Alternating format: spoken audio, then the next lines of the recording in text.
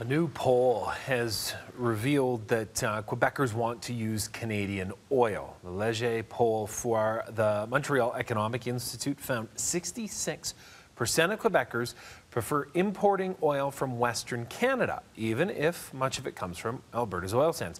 Only 7% said they preferred to import oil from the U.S. and 3% said they preferred Algeria. Right now, 41% of Quebec's oil comes from the United States and 6% comes from Algeria.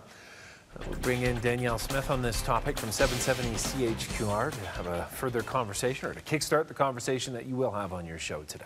Yeah, there's a major disconnect, isn't there, between the leaders and officialdom in Quebec versus what rank and file Quebecers actually want. And the real tragedy around this is that every time you have Quebec leaders say idiotic things, it stokes anger and resentment out here. And then you've got the population of Quebec stuck in the middle. Now, the question is, how do we end up pushing along a political agenda that matches what it is that Quebecers say they actually want? I'm going to speak with the Montreal Economic Institute today to try to understand that.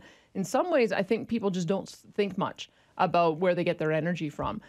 They've got no idea how much is imported from the United States. They've got no idea how much comes in internationally from some of the most loathsome regimes on the planet. And if you force people to sort of think about it, why wouldn't we support each other? And the fact that Quebecers, when asked that question, say, yeah, I'd prefer to get our oil from Western Canada. It now is a matter of how do you go to that next stage. I'm going to have a debate today with Cody Battershill from Canada Action and Keith Brooks with Environmental Defense. I mean, Environmental Defense believes that we should not only not be building pipelines, that we should be planning our exit from the fossil fuel business altogether. So I think that there's almost this academic debate that is taking place up here that's having a huge influence on political decision makers, but it's completely disconnected from what's happening on the ground.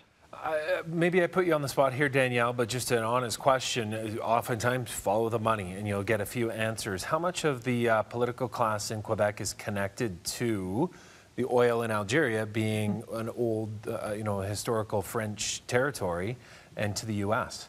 Well, it's funny, when I talked to Bart Wilson about this, he pointed to a few factors about what the barrier is on bringing in oil from Western Canada, or the preference for bringing it in by tanker. He didn't comment on that one in particular, but he did say that the longshoremen are a very powerful lobby in Quebec. And if you say, okay, well, we don't need all those tankers because we're going to be piping it in from Western Canada, now you've all of a sudden got a group of people who are worried that their jobs are at risk, and so they would advocate against it. This has been one of the biggest challenges for our energy sector, is by and large, it's not unionized.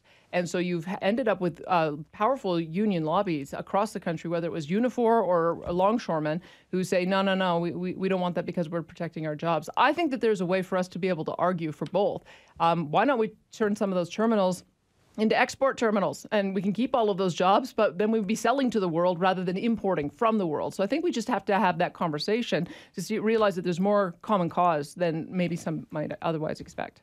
You can listen to Danielle Smith this morning starting at 9:30. Thank you, Danielle. My pleasure.